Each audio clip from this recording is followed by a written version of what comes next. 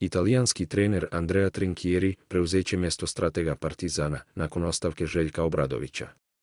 Kako je nezvanično potvrđeno Sportinju, Trinchieri će ekipu preuzeti najvjerovatnije nakon derbija sa Crvenom zvezdom 12. decembra.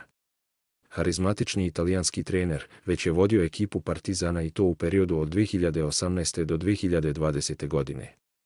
Može se reći da se uspon crno-belih nakon izuzetno teškog perioda urpavo desio pod Trinchierijevom trenerskom palicom. U sezoni koja je prekinuta zbog koronavirusa, Partizan je bio jedan od najboljih timova u Evrokupu. Srpska ekipa je izborila plasman u četvrtfinale sa prvog mjesta ispred Virtusa, Darušafake i Trenta.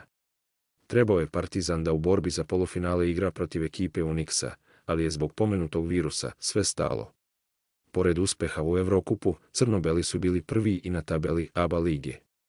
Nakon toga, usledio je rastanak sa Partizanom i odlazak u Bayern iz Minhena.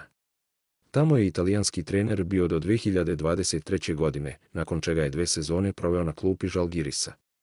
Sada se vraća u Partizan sa željom da ostavi značajan trag u ekipi koja sigurno ima najveći budžet sa kojim je Italijan radio u dosadašnjem delu karijere.